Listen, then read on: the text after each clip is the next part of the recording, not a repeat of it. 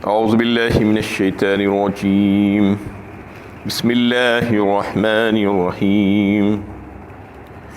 قال فما خطبكم ایھا المرسلون۔ ابراہیم علیہ السلام نے فرشتوں سے کہا تمہارے بھجوائے جانے کا کیا مقصد ہے؟ یہ سورہ زاریات کی 32ویں آیت ہے، 31ویں آیت ہے۔ اس سے پہلے کی آیتوں میں ابراہیم علیہ السلام کے واقعے کا تذکرہ چل رہا تھا کہ ان کے پاس اللہ کے حکم سے فرشتے آئے، وہ بشکل انسانی آئے تھے، اس لیے وہ ان کو پہچان نہیں پائے، لیکن جب انہوں نے اس کا اظہار کر دیا اور کہا کہ ہم فرشتے ہیں اور آپ کو ایک لڑکی کی خوشخبری دینے آئے ہیں، اس کے بعد دوران گفتگو انہوں نے فرشتوں سے پوچھا کہ اس کے علاوہ بھی آپ لوگوں کا کیا کام ہے، کس مہم پر آپ لوگ آئے ہیں؟ قالوا انا ارسلنا الى قوم مجرمین، فرشتوں نے کہا ہم ایک مجرم قوم کی طرف بھیجے گئے ہیں، لنرسل علیہم حجارۃ من طین، تاکہ ہم ان پر مٹی اور کنکر برسائیں، مسومۃ عند ربک للمسرفین، اے نبی صلی اللہ علیہ وسلم وہ حد سے گزر جانے والوں کے لیے آپ کے رب کی طرف سے نشان لگائے ہوئے تھے۔ فَأَخْرَجْنَا مَنْ كَانَ فِيهَا مِنَ الْمُؤْمِنِينَ، پس اہل ایمان میں سے جو بھی اس بستی میں تھا ہم نے اس کو نکال لیا۔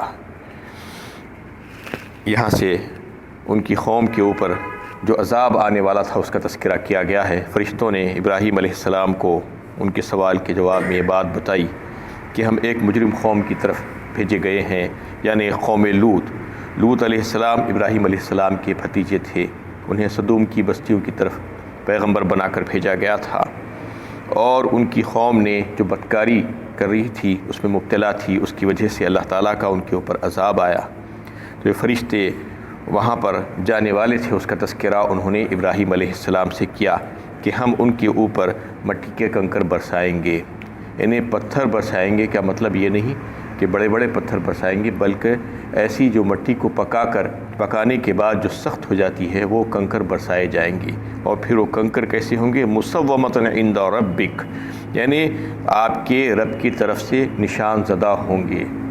فلما جاء امرنا جعلنا عالیہا سافلہا وامطرنا علیہا حجارۃ من سجیل منضود مسومۃ عند ربک۔ سورہ ہود 12ویں پارے میں بھی اللہ تعالیٰ نے اس کا تفصیل کے ساتھ تذکرہ کیا ہے کہ عذاب ان کی بستی پر کیسا آیا۔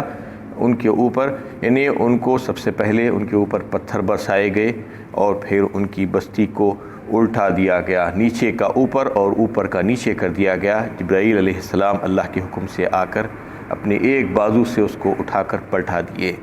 اور پھر وہاں پر بھی تذکرہ آیا تھا مسومۃ عند ربک، یعنی ایسی نشان زدہ کنکر تھے وہ کہ ایک ایک پتھر پر مفسرین بتاتے ہیں کہ اس ہلاک ہونے والے کا نام لکھا ہوا تھا کہ وہ پتھر سے کون ہلاک ہونے والا ہے۔ وہ جیسے ہی فرار ہونے کی کوشش کرتا اس کے پیچھے پتھر جاتا اور اس کو مار ڈالتا، ایک گولی کی طرح اس کے لیے اللہ تعالیٰ نے بھیجا تھا۔ ایسے ہی پتھروں کو سورہ فیل میں بھی تذکرہ آیا ہے، ابراہا کے لشکر کو مارنے کے لیے اللہ تعالیٰ نے وہ ہاتھی والے جو آئے تھے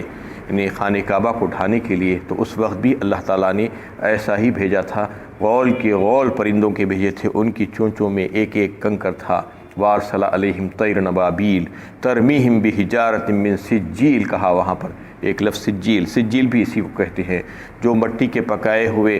پکنے سے بعد جو سخت ہو جاتے ہیں، جو کنکر بن جاتے ہیں، اس کو سجیل کہا تھا۔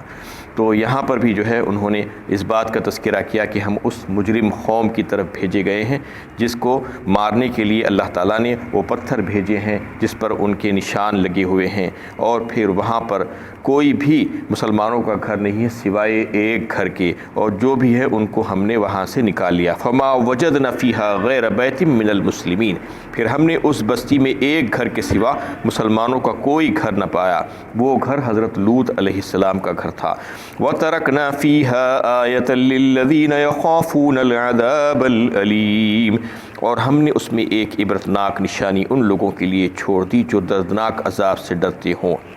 یعنی قوم لوط پر جب عذاب آیا تو اللہ تعالیٰ نے اس کے کھنڈرات کو ایسے ہی رکھ کے چھوڑا جیسا کہ دیگر بہت سی قوموں کو ہلاک کرنے کے بعد عبرت کے طور پر اللہ تعالیٰ نے ان کے نشانات رکھ کر چھوڑے تھے۔ اس کا نشان یہ ہے کہ یہ جو ہے ملک شام اور ملک فلسطین کے شاہراہ پر واقع ہے، اور اس کو بحر مردار ڈیڈ سی کے نام سے آج بھی جانا جاتا ہے۔ اور اس کی بات یہ ہے، اس میں یہ ہے کہ اتنے سالٹس آ گئے ہیں، اس میں آج تحقیق کرنے سے پتہ چلا ہے کہ دیگر انہیں سمندروں میں جو سالٹس ہوتے ہیں، جو نمکیات ہوتے ہیں، منرلز، اس کے مقابلے میں تقریباً 10 ٹائمز زیادہ ہے۔ اس کی وجہ سے واٹر ڈینسٹی بہت بڑھ گئی ہے اس کی، اور پھر اس کی وجہ سے جو واٹر ڈینسٹی بڑی ہے تو کوئی بھی اس میں ڈوب نہیں سکتا، اور کوئی اس میں جو ہے زندگی کے آثار پائے نہیں جاتے۔ جیسا کہ پانی میں بہت سی مخلوقات رہتی ہیں، کیڑے مکوڑے یا مچھلی یا مینڈک وغیرہ، کچھ بھی اس میں زندہ نہیں رہ سکتے، اور کوئی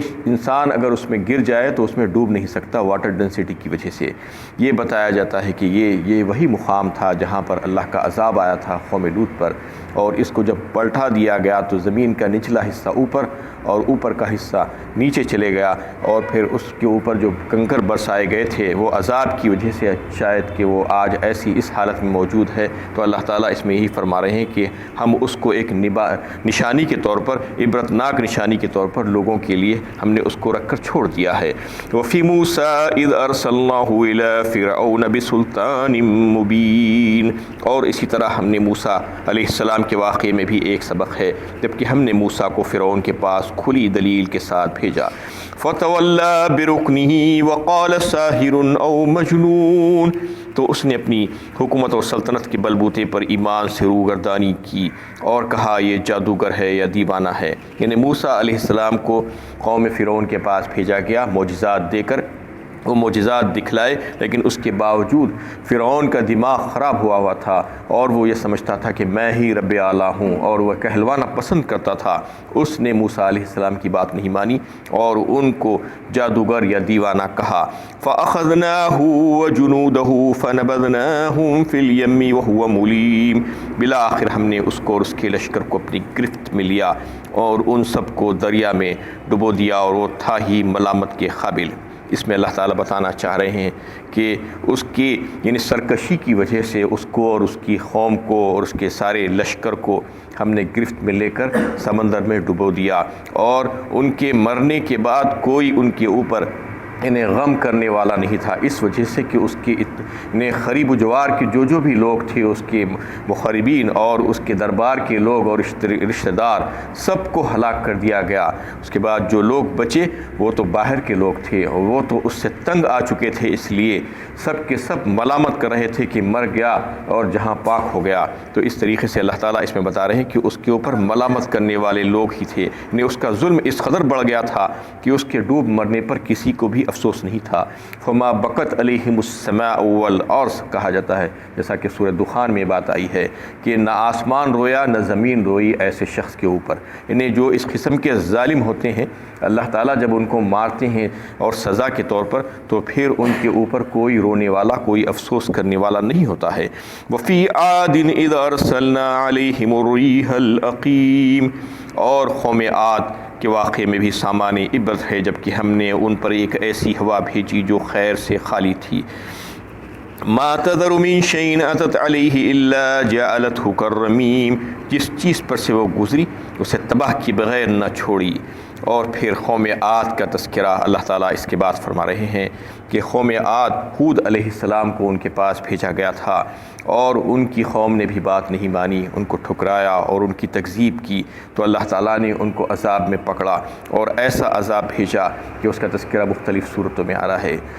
اس میں جو ہے اللہ تعالیٰ فرمائے ہیں کہ ان کے اوپر تیز و تند ہوا